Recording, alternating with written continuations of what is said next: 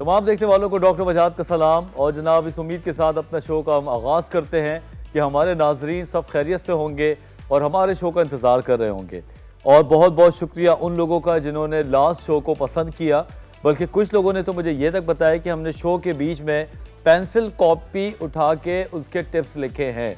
तो वो चीज़ मुझे बहुत पसंद आई और आप ही के लिए होता है। एंगर मैनेजमेंट का तो मसला सबको ही था, तो बड़ा अच्छा फीडबैक रहा, बहुत बहुत शुक्रिया। तो इसी कंटिन्यूटी में जो आज हम बात करने जा रहे हैं वो भी बड़ा इंपॉर्टेंट है। सेहत के हवाले से जब भी हम कोई बात करते हैं तो मुझे लगता है सभी कुछ इंपॉर्टेंट होता है, क्योंकि हेल्थ इज़ वेल्थ। इस दफ़ा हम बात कर रहे हैं कैंसर्स के ऊपर। शुरू से बचपन से हम कैंसर का जो वर्ड है वो सुनते हैं और एक हॉरिबल सा टच देता है, जैसे कि ये बहुत ख़तरनाक चीज़ है। लेकिन हमारे डॉक्टर्स हमेशा ये बात बताते हैं कि कैंसर इतना ख़तरनाक नहीं है जितना हम परसीव करते हैं। अगर उसको शुरू में पकड़ लिया जाए तो बड़ा आसानी से इलाज है। और इसीलिए हर साल कैंसर के लिए एक किस्म का कैंसर डे मनाया जाता है। तो कल भी पाकिस्तान में क्या पूरी दुनिया में कैंसर डे मनाया गया और उसमें यही बात लोगों को बताई जाती है कि इतना नहीं घबराओ कि जितना सुनने में आता है, बल्कि अगर ट्रीटमेंट करानी है तो फ़ौरन कराओ, क्योंकि अगर आप ट्रीटमेंट जल्दी करा लेंगे तो कुछ भी नहीं होगा और आप ठीक हो जाएंगे। तो इसीलिए हमने ये सोचा कि आज हम बात करेंगे कैंसर्स के ऊपर कि कैंसर्स क्या होते हैं, कैसे होते हैं, क्या ट्रीटमेंट है, कौन कौन सी टाइप की ट्रीटमेंट है। अगर खुदा न खास्ता आपके अतराफ़ में किसी को कैंसर है तो इतना घबराने की बात नहीं है, हम उसको बाकायदा तरीके से इलाज कर सकते हैं। और हमारे पास वो डॉक्टर्स भी हैं, स्पेशलिस्ट भी हैं। अगर आप कंफ्यूज हैं कि आपको किस डॉक्टर के पास जाना है या कोई अपॉइंटमेंट का मसला है, तो भी हम आपकी यहाँ पे बैठ के मदद कर सकते हैं। ये तमाम बातें हम बात करेंगे अपने छोटे से ब्रेक के बाद। आप लोगों से ये दरख्वास्त है, कहीं ना जाएं, पूरा शो देखें।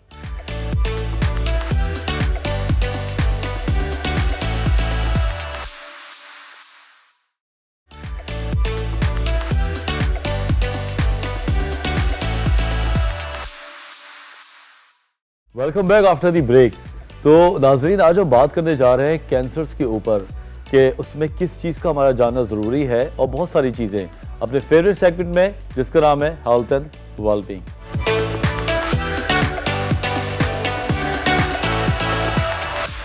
जनाब, गुज़िश्ता कई सालों से ये बहस छिड़ी हुई है कि कैंसर के जो इलाज है उसमें नई नई जिद्दत आ रही है, लेकिन उसके बावजूद हमारे माशरे में ख़ास तौर पर पाकिस्तानी, अगर हम मिडिल क्लास तबके को देखें तो वो इन चीज़ों में अभी भी बहुत ज़्यादा मिस के साथ जी रहे होते हैं, जिसकी वजह से ट्रीटमेंट में डिले हो जाता है और जो चीज़ छोटे पैमाने पे हो सकती थी वो बड़ी जगह चली जाती है। लेकिन इसका हरगिज़ मतलब ये भी नहीं है कि आप फ़ौरन कोई सर्जरी करा लें या ऑपरेशन करा लें। तो ये इसी चीज़ों को आज हमने डिस्कस करने के लिए अपने दो बहुत ही ज़बरदस्त स्पेशल गेस्ट को बुलाया है। तो तारुफ कराते हैं। सबसे पहले डॉक्टर महविश शहजादी मेडिकल ऑन्कोलॉजिस्ट हैं। अस्सलाम वालेकुम। कैसी डॉक्टर साहब? ठीक। सबसे पहले तो बहुत शुक्रिया कि आप हमारे शो पे आई और आज हमें बहुत कुछ काम की बातें बताएंगी। Thank you. अच्छा जी, साथ है हमारे बहुत अच्छे दोस्त doctor Bilal Qureshi, radiation oncologist. अस्सलाम वालेकुम सर। वालेकुम अस्सलाम। कैसे हैं आप? खैरियत? अल्हम्दुलिल्लाह। आपका बहुत शुक्रिया, आपने हमें नहीं, आपको तो बुलाना था। हमारे यूनिवर्सिटी फेलो हैं, डॉ के ग्रेजुएट हैं ये भी, तो जब कोई अपना मिलता है तो उससे ज़्यादा मज़ा आता है बात करने में। तो अगर इजाज़त हो तो मैं इनसे स्टार्ट कर लूँ? हाँ, श्योर। अच्छा जी। अच्छा डॉक्टर बिलाल, क्या चल रहा है आजकल? जो अभी दोबारा से एक थीम आ रही है, हम हमेशा कैंसर के ऊपर बात करते हैं, तो इस दफ़ा आप क्या चीज़ लेके आ रहे हैं आम इंसान के लिए? देखें, 4 फरवरी को वर्ल्ड कैंसर डे मनाया जाता है दुनिया भर में।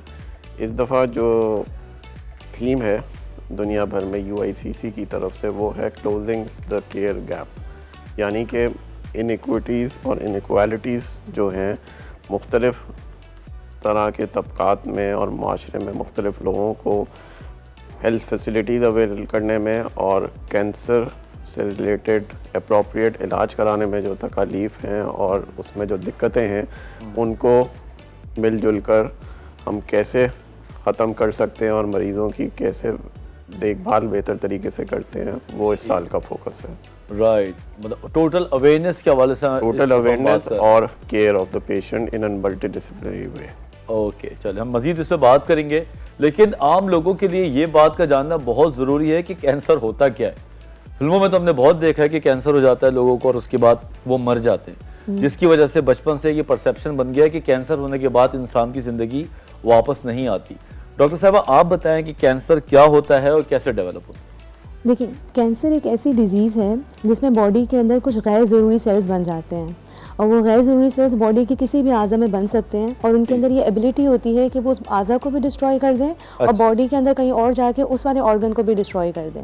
तो बेसिकली ये गैर ज़रूरी सेल्स हैं जो कि बॉडी के अंदर ऑर्गन्स को डैमेज करते हैं। ठीक है, मतलब ये होते नॉर्मल हैं लेकिन वो गैर ज़रूरी तौर पर बढ़ जाते हैं। बहुत ज़्यादा, हाँ, एक एबनॉर्मल तरीके से वो मल्टीप्लाई कर रहे होते हैं और उनका बिहेवियर भी एबनॉर्मल होता है। तो इसकी कोई वजह होती है या खुद ब खुद हो जाता है? देखिए, अगर हम लोग बेसिक लेवल में बात करें तो हमारी बॉडी के अंदर कुछ ऐसी जीन्स होती हैं जो कि इन सेल्स को बनने से रोकती हैं।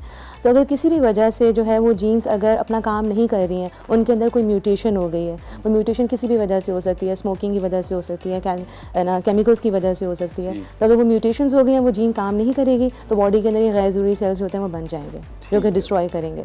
ठीक है, मतलब ये किसी भी वजह से बन सकते हैं। तो डॉक्टर साहब ये बताइए कि एक वार्निंग साइंस कुछ होते हैं इसके, किन चीज़ों को इग्नोर करना चाहिए, किसको नहीं करना चाहिए? क्योंकि इस शो पे मैं कोशिश करता हूँ कि बड़ी फाइन लाइन के साथ लोगों को बताऊँ और लोग बहुत ज़्यादा फिर ऑब्सेस भी हो जाते हैं, बीमारियों के हवाले से ज़्यादा सुन लेते हैं। तो सर आप बताएं कि वार्निंग साइंस क्या हैं जिनको इग्नोर नहीं करना चाहिए?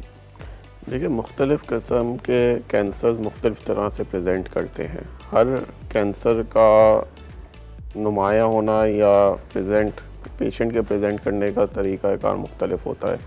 एक आम आदमी को इस बात का ख्याल रखना चाहिए कि कोई भी एबनॉर्मल साइंस एंड सिम्टम्स, ज़्यादातर बुखार के बग़ैर या किसी दर्द के बग़ैर, अगर बॉडी में कहीं स्वेलिंग या कोई सूजन महसूस हो रही है, कोई बड़ा मैस डेवलप हो रहा है जिस्म में किसी जगह पे, मुंह में या ज़बान पे, हलक में कहीं से ब्लीडिंग या ऑब्स्ट्रक्शन के साइंस या इस तरह के अलामात आ रहे हैं, खांसी में, पेशाब में, स्टूल पास करने में या थूक के साथ एबनॉर्मल तरीके से खून आना, ये सब अलामात हो सकती हैं किसी भी कैंसर की। तो अमूमन लोग इन चीज़ों को इग्नोर भी कर देते हैं क्योंकि आपने बड़ी अच्छी बात शुरू से कही कि बुखार के अलावा बिल्कुल अगर बुखार आता है या पेन होता है तो ये हमारे लिए एक प्रोटेक्टिव एजेंट है जिसको हम फील करके डॉक्टर के पास जाते हैं। लेकिन अगर इसमें तो बुखार भी नहीं है ना पेन भी नहीं है तो क्या हम छोटे से लम्ब को देख के डॉक्टर के पास हमें जाना चाहिए? ज़रूर जाना चाहिए, क्योंकि ज़्यादातर जो कैंसर्स होते हैं ना वो पेनलेस स्वेलिंग के साथ प्रेजेंट करते हैं या खून की कमी के साथ प्रेजेंट कर रहे हैं या बगैर किसी वजह के जो है वो मरीज़ का वज़न गिरना स्टार्ट हो गया है या जिस्म में दर्दें रह रही हैं। तो इन सब चीज़ों को इग्नोर नहीं करना चाहिए, अपने डॉक्टर से कंसल्ट करना चाहिए। और फ़र्ज़ करें किसी को फैमिली में कैंसर है और वो बचपन से सुनता आ रहा है, इसकी जीन में है, तो क्या कैसे वो डायग्नोस होता है? टेस्ट है या क्लिनिकल कंडीशन से भी हो जाता है? नहीं, कैंसर को डायग्नोस करने का बेसिकली एक तरीका है। पहले हम पेशेंट की जैसे हिस्ट्री ले लेते हैं, एग्जामिनेशन में कुछ सिम्टम्स, कुछ साइंस हम लोगों को पता चलते हैं, फिर कुछ टेस्ट होते हैं जिनके थ्रू कैंसर की तशख़ीस हो सकती है, जिनमें से डेफिनेटिव जो टेस्ट है वो है बायोप्सी का। यानी अगर बॉडी में बायोप्सी को बताएंगे होती कैसी है आम लोगों को, क्योंकि उन्हें लगता है कि पता कि गोश्त का टुकड़ा काट के रख देते हैं, काफ़ी उड़ी उड़ादी बातें हैं। बायोप्सी बेसिकली क्या है कि अगर बॉडी के अंदर कोई गैर ज़रूरी गुठली बन गई है तो उसका एक छोटा सा जो होता है ना वो टिश्यू लेकर, छोटा सा पीस लेके तो है ना उसको जो है माइक्रोस्कोप के अंदर स्टडी करना है कि ये क्या चीज़ है। ठीक है, तो बेसिकली इसको कहते हैं बायोप्सी। बहुत सिंपल प्रोसीजर होता है, लोकल एनेस्थीसिया में जो होता है ना इजीली परफॉर्म हो जाता है। लोकल एनेस्थीसिया में हो जाता है, आराम से परफॉर्म हो जाता है मेजॉरिटी केसेस में। चलें जी, अभी तक तो हमने बेसिक बात की, कैंसर क्या होता है, कैसे टेस्ट हैं, बायोप्सी क्या है। अभी हमारे पास बहुत सारे सवालात हैं, ख़ास तौर पे ये कि मर्दों में कौन सा कैंसर ज़्यादा पाया जाता है, ख़वातीन में कौन सा। लेकिन हम ये सारी चीज़ें बताएंगे छोटे से ब्रेक के बाद। Just stay with us.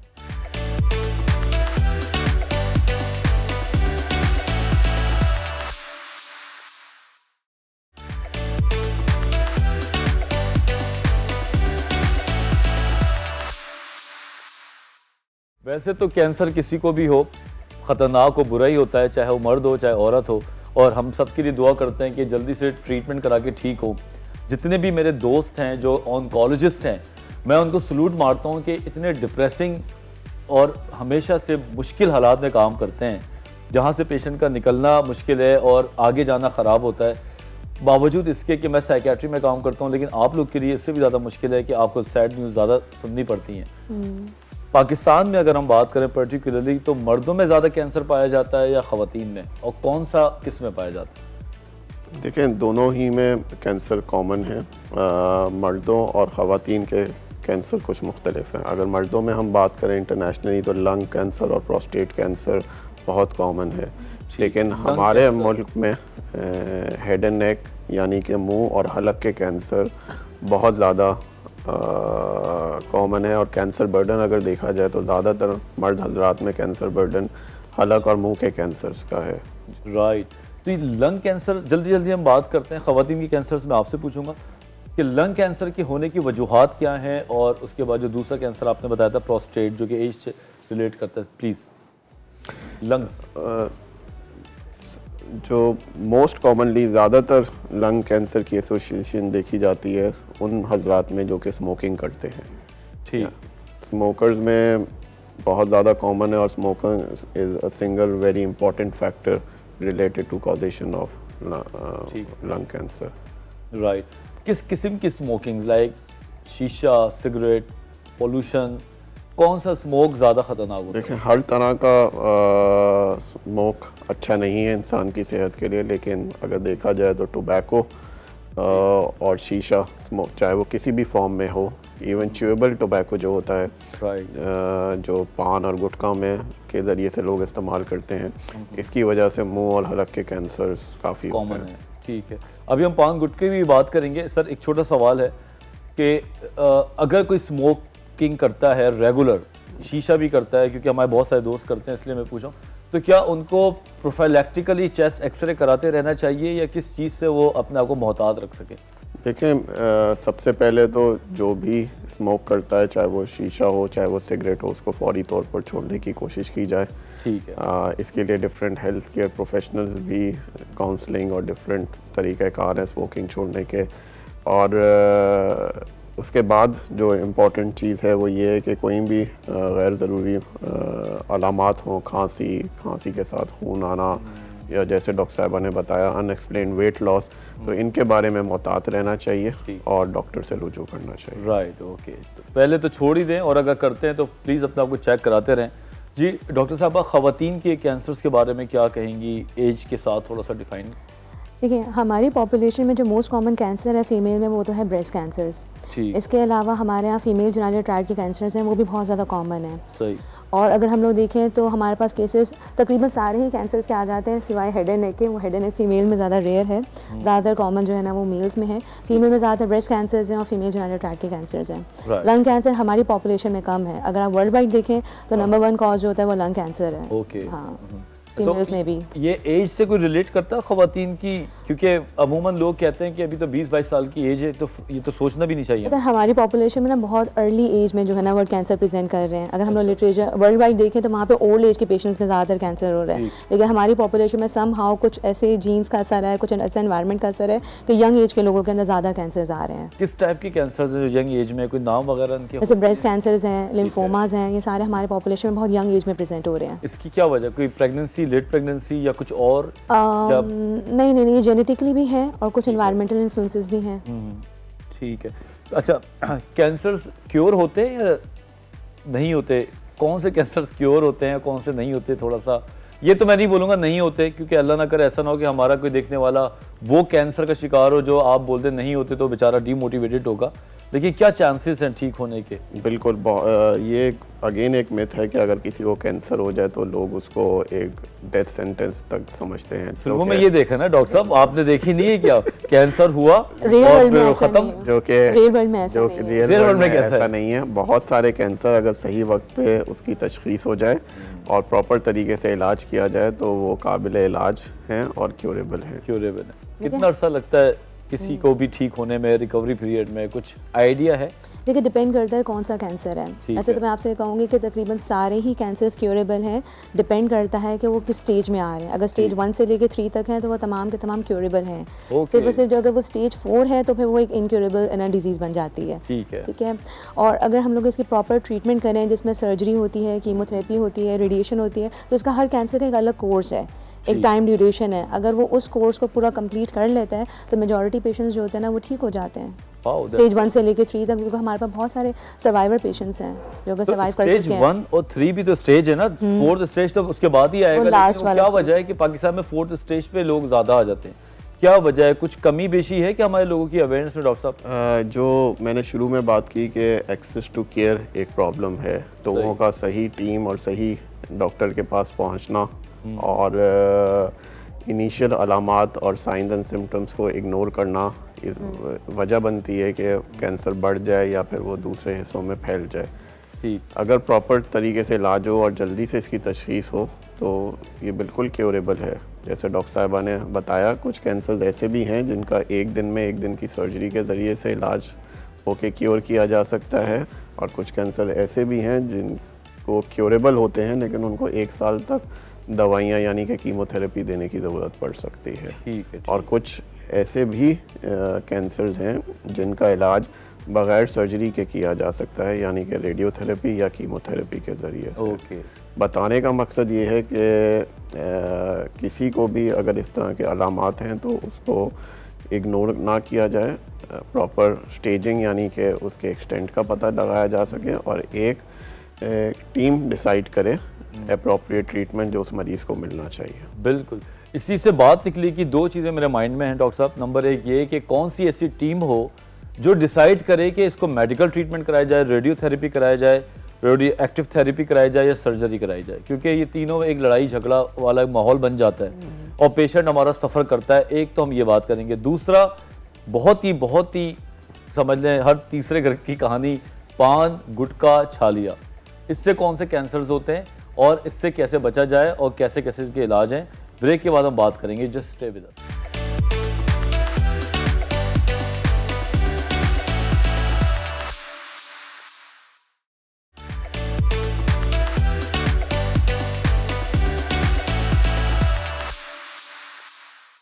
जनाब, आप वो लोग खबरदार हो जाएं जो पान, गुटखा, छालिया और ऐसी बहुत सारी चीज़ें खाते हैं और उनके मुंह के अंदर जो तब्दीली आती है वो तो आती है, लेकिन जो बीमारी के हवाले से चीज़ें आती हैं, हम बात करेंगे हमारे डॉक्टर बिलाल से। डॉक्टर बिलाल, ये सारी चीज़ें और मुंह का कैंसर सुनी सुनाई बात है, घिसी पिटी बात है या इसमें कुछ नया मसला है? ये बिल्कुल हकीकत पे मबनी बात है कि गुटखा, पान, छालिया और इस तरह के जो स्मोकलेस टोबैको जिसको हम कहते हैं, च्यूएबल टोबैको, ठीक, उन चीज़ों के खाने से मुंह के और हलक के कैंसर होने के चांसेस बढ़ जाते हैं। ठीक, और हमारे यहाँ जो देखे गए हैं मरीज़, वो ज़्यादातर हम अपनी प्रैक्टिस में उन्हीं लोगों को देखते हैं जिनका इन तरह की चीज़ों से इस्तेमाल का कोई ताल्लुक़ होता है। सही बात है। हमारे यहाँ तो कैंसर अवेयरनेस डे / पान, गुटखा, छालिया / धुआं, मेरे ख्याल से ये अवेयरनेस का एक लेवल होना चाहिए ताकि हम अपने जो हमारी आवाम है उसको टारगेट करें, क्योंकि हमारे यहाँ ये बहुत है।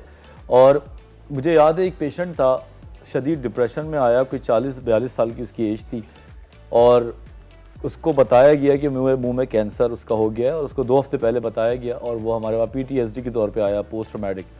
ट्रीटमेंट स्टार्ट की तो वो जब हमने उसकी थेरेपी स्टार्ट की तो सिर्फ वो ये रोता था कि काश मैं ये गुटखा नहीं खाता, काश मैं नहीं खाता, और वो रो रो के ख़त्म हो गया, मतलब, लेकिन उसका इलाज हम कर नहीं पा रहे थे, इतना पछतावा था। लेकिन यही चीज़ वो पहले नहीं करते।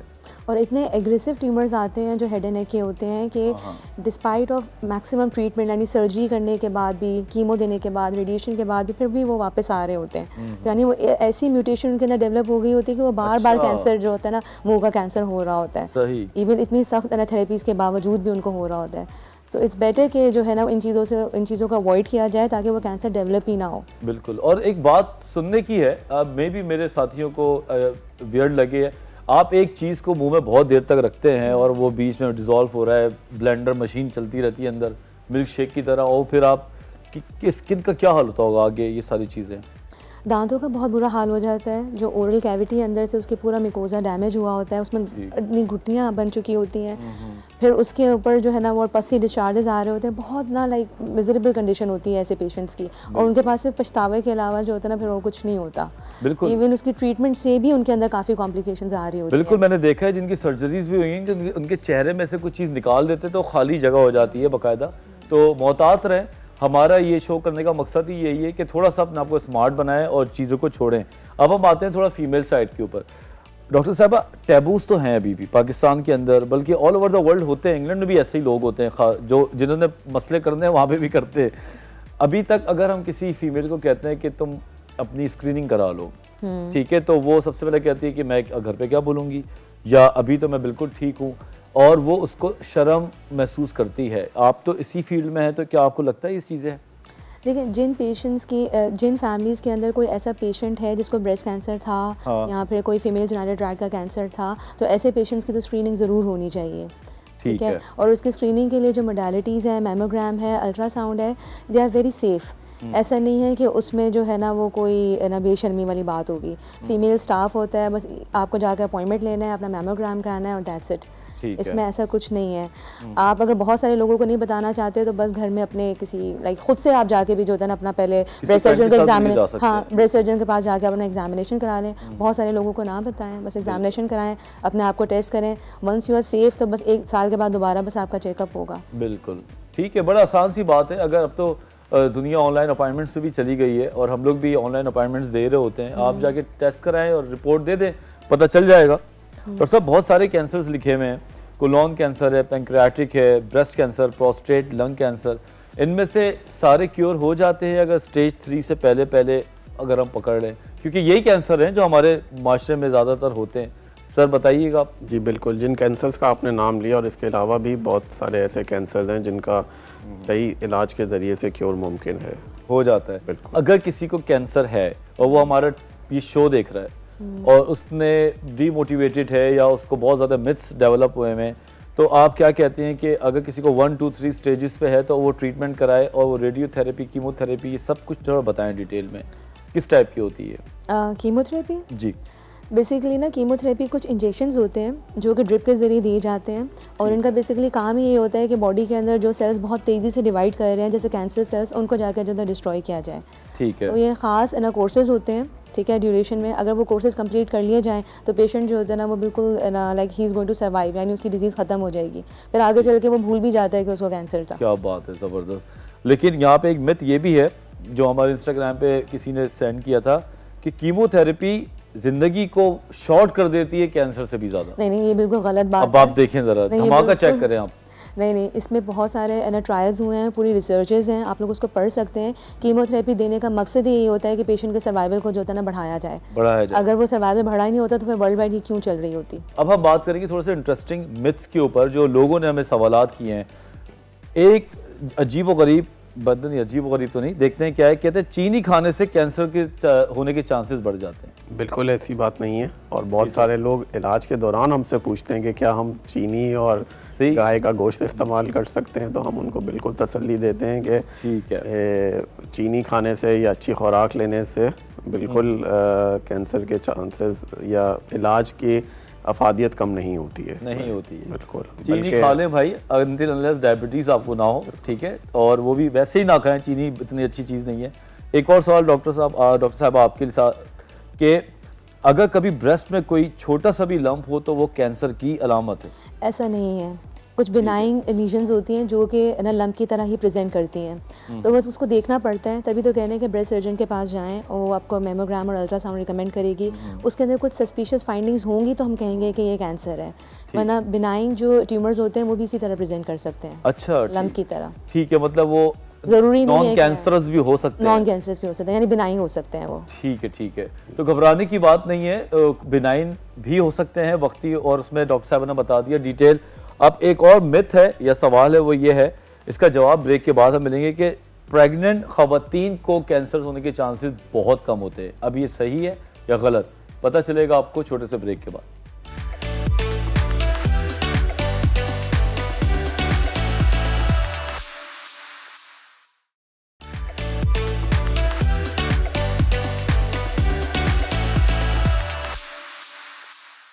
एक बहुत ही कॉमन सा मिथ है वो ये कि अगर प्रेगनेंसी नहीं होती तो कैंसर होने के चांसेस ज़्यादा हैं, और अगर हो जाए, आपके यहाँ बच्चे पैदा हो जाएं तो कैंसर नहीं होता।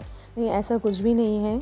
इवन कुछ कैंसर जो होते हैं ना वो प्रेगनेंसी में भी हो सकते हैं और बगैर प्रेगनेंसी के भी हुए हुए ना कैंसर हो सकते हैं। ठीक। और ऐसा नहीं है कि ना अगर प्रेगनेंसी में कैंसर है तो आप लोगों ने जाके कंसल्टेशन नहीं करानी है। हमने बहुत सारे कैंसर जो होते हैं ना वो ना प्रेगनेंट पेशेंट्स के अंदर देखे हैं और उनको ट्रीट भी किया है, और फिर वो ठीक भी हो जाते हैं। ओके, मतलब ठीक हो भी जाते हैं। हाँ, ठीक हो भी जाते हैं, यानी ऐसी इवन दो ना प्रेगनेंट पेशेंट्स की जो ट्रीटमेंट होती है वो थोड़ी डिफरेंट होती है, लेकिन ऐसा नहीं है कि वो ट्रीटेबल नहीं है। ठीक तो है, उनको प्रॉपर कंसल्टेशन करनी चाहिए इवन ड्यूरिंग प्रेगनेंसी भी। प्रेगनेंसी के बीच में भी करनी चाहिए। अच्छा, आगे एक और है कि cancer will always come back. भाई ये कैंसर है, अब मैं क्या बोलूं कि आप सर आप बताएं, ये cancer will always come back, ये ऑलवेज तो हमारी मेडिसिन में कभी भी ठीक होता ही नहीं है। बिल्कुल, हमें याद है हम जब MCQs कर रहे होते थे तो कहते थे कि अगर ऑलवेज आ जाए तो उसको रॉन्ग कर देना, क्योंकि मेडिसिन में कोई चीज़ ऑलवेज नहीं होती। और ये बिल्कुल फिल्म हमारी फिल्म्स का हीरो नहीं है जो हमेशा वापस आ जाएगा बेस बदल के आ जाएगा लेकिन ये है कि अगर प्रॉपर इलाज किया जाए तो ख़त्म हो जाता है। बहरहाल ये बात ज़रूर हम कहना चाहेंगे और हाईलाइट करना चाहेंगे कि कैंसर का इलाज ख़त्म होने के बाद भी अपने डॉक्टर के बताए हुए, जो कि उमूमन 5 साल का अरसा होता है, ठीक, इस अरसे तक एक ख़ास मुद्दत तक अपने डॉक्टर से फॉलोअप में रहना होता है, ताकि कैंसर के वापस आने के चांसेस या उसको डिटेक्ट करने के लिए कुछ टेस्ट किए जाते हैं 5 साल तक, ताकि जिसको हम फॉलोअप पीरियड कहते हैं, ताकि डॉक्टर इस बात को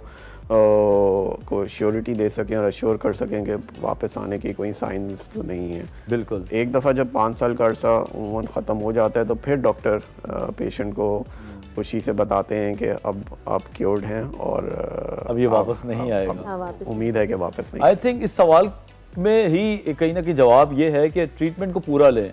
बाज़ औक़ात ट्रीटमेंट को लोग समझते हैं कि सिर्फ दवाई खाने तक है, उसके बाद डॉक्टर के पास जाना वो बिल्कुल भी, मैं क्या बोलूँ, गवारा नहीं करते, जिसकी वजह से रिलैप्सिस के चांसेस बढ़ जाते हैं। And this is not just in cancers, अगर आप रिहैबिलिटेशन, साइकियाट्री, डायबिटीज, हाइपरटेंशन, जिसको भी आप ले लें, आप प्रोटोकॉल को फॉलो नहीं करेंगे, वो बीमारी डबल करके बाहर आती है। एक आपके लिए मिथ है रियलिटी आप बताएंगी ये कि बाल एक बार सर से चले जाएं कीमोथेरेपी के बाद तो वापस नहीं आते? नहीं, ऐसा नहीं है। ड्यूरिंग कीमोथेरेपी जो है वो बहुत ज़्यादा हेयर फॉल होता है कि बाल कम्प्लीटली ख़त्म हो जाते हैं बॉडी में से, लेकिन जैसे ही वो कीमोथेरेपी ख़त्म होती है दोबारा से बाल आना स्टार्ट होते हैं। और इवन पेशेंट्स हमें बताते हैं कि पहले से अच्छे बाल आए हैं उनके अपने। अच्छा, हाँ, पहले से अच्छे आए हैं उनके बाल। वो ट्रीटमेंट करा सकते हैं और हेयर की अगर वो ऐड ऑन करना चाहें तो, यानी जब उनकी कीमोथेरेपी कंप्लीट हो गई है तो उसके बाद वो सप्लीमेंट्स ले सकते हैं ऑयलिंग के थ्रू, और इस तरह जो है ना वो ना केयर करेंगे तो फिर इंशाल्लाह उनके बाल अच्छे आ जाते हैं और आ भी जाते हैं बाल। देखो डॉक्टर साहब ने बताया बाल और घने आ जाते हैं, तो दिल छोटा ना करें, और जान है तो जहान है। अगर एक बार जान वापस आ गई तो बालों का क्या है, आजकल लग भी जाते हैं, आपस की बात है, ठीक। तो परेशान होने की ज़रूरत नहीं है, लेकिन थेरेपी पूरी कराएं। पड़ोसी और घर वालों की बातों पर ना आए, जो कि बेचारे आधी मालूमात हमें दे रहे होते हैं मोहब्बत में, थोड़ा सा उनसे आगे बढ़ें।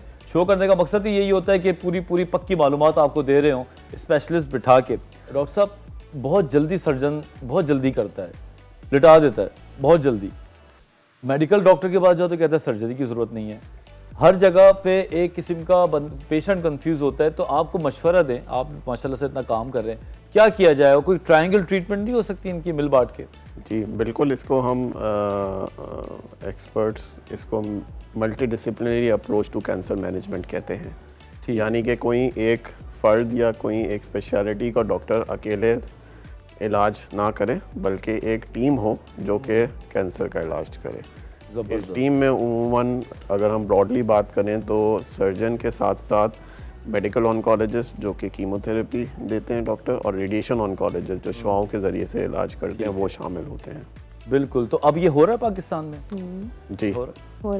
हमारे देखिए जितने भी कैंसर ट्रीटिंग हॉस्पिटल्स होते हैं उन सब के अंदर ना बोर्ड्स बनाए गए हुए हैं, ठीक है। साइट स्पेसिफिक वो बोर्ड्स होते हैं, जैसे अगर ब्रेस्ट कैंसर है तो उसका ब्रेस्ट कैंसर का ट्यूमर बोर्ड होगा, ठीक है। लंग कैंसर है तो उसका अपना होगा। तो उसमें क्या होता है कि जो ना ब्रेस्ट कैंसर के सर्जन्स हैं वो भी होते हैं, मेडिकल ऑन्कोलॉजिस्ट भी होते हैं, रेडिएशन ऑन्कोलॉजिस्ट, रेडियोलॉजिस्ट, हिस्टोपैथोलॉजिस्ट, इनकी पूरी टीम बैठती है और फिर वो हर केस को डिस्कस करते हैं। तो अगर किसी की सर्जरी करनी होगी तो वो देन एंड देयर जो होता है वो डिसीजन ले लिया जाता है कि इस पेशेंट की हमने सर्जरी करनी है, पहले कीमो देनी है। ज़बरदस्त है, बहुत अच्छी। मैं इस बात को तो मानता हूँ, दुनिया में हमने देखा है, मैं खुद भी रहा हूँ, काम भी किया है। पाकिस्तान के डॉक्टर्स हर जगह पे अपना नाम बनाते हैं, और जहाँ पे भी गए, चाहे वो यूके हो, यूएसए हो, चाहे वो हमारा अरब के कंट्रीज़ हो, पाकिस्तानी डॉक्टर का जो हाथ है वो बहुत साफ़ होता है और वो बहुत ज़बरदस्त काम करते हैं। बस ये है कि पाकिस्तान में थोड़ा सा अंडररेटेड हो जाते हैं कुछ नए डॉक्टर्स, जिसकी वजह से वो बेचारे यहाँ रह नहीं पाते। बहुत बहुत शुक्रिया डॉक्टर साहब, डॉक्टर साहिबा। मुख्तसर सा टाइम है, 10-10, 20-20 सेकंड का कोई मैसेज अगर आप देना चाहें तो प्लीज़, वन कैमरा। सर आपने स्टार्ट किया। बस मैं यही कहना चाहूँगी कि अगर आप अपनी बॉडी के अंदर कोई गैर ज़रूरी चीज़ नोटिस कर रहे हैं तो उसको ज़रूर इवैल्यूएट कराएं कि ये क्या हो रहा है और ये क्यों हो रहा है। अगर खून की कमी है तो उसके लिए प्रॉपर वर्कअप होना चाहिए, अगर वज़न गिर रहा है तो उसके लिए प्रॉपर वर्कअप होना चाहिए, या अगर कोई बॉडी के अंदर कोई गुठली है तो ख़ुद से मत डिसाइड कर लें कि ये कुछ नहीं है। प्रॉपर फिजिशियन के पास जाएँ और उसका प्रॉपर जो होता है ना वो इवैल्यूएट कराएँ कि आखिर है क्या चीज़। जी सर। मैं भी बिल्कुल इसी बात को सेकंड करूँगा कि अल्लाह ताला ने हम सबको ज़िंदगी की नेमत से नवाजा है, इसका ख्याल रखें, खुश रहिए और कोई भी अनयूजुअल चीज़ नोटिस करें तो उसके लिए अपने डॉक्टर से रुजू करें और डॉक्टर की एडवाइस के मुताबिक प्रॉपर इलाज करवाइए। बहुत बहुत शुक्रिया आप दोनों का कि आप लोग हमारे शो पे आए। तो जनाब ये था आज का पूरा शो, बल्कि शो का लुब लबाब। मैं आखिरी में आपको बता दूं कि सबसे बड़ी अच्छी चीज़ मुझे यही समझ आई कि कैंसर से इतना घबराना नहीं है, ये ठीक हो सकता है और इसकी ट्रीटमेंट भी है, इसके डायग्नोस्टिक क्राइटेरिया भी हैं। और अगर किसी को, आप लोगों में से किसी फैमिली मेम्बर को या अतराफ़ में कोई मसला हो कि वो समझ नहीं पा रहे हो कि करना क्या है, तो यहाँ पे बैठ के हम उसकी मदद भी कर सकते हैं। हमारे कॉन्टैक्ट नंबर भी आपके पास होते हैं। तो जनाब अब आ रहा है जाने का वक्त, तो हम अब आपसे खुदा हाफिज़ करेंगे, लेकिन उससे पहले फिर एक बार बहुत बहुत शुक्रिया आप लोगों का जिन्होंने हमारे शो को पसंद किया, देखा, फीडबैक दिया और कंटिन्यूसली हमें मोटिवेट कर रहे हैं। तो बस मुझे और मेरी टीम को अब हम चाहते हैं आपसे खुदा हाफिज़।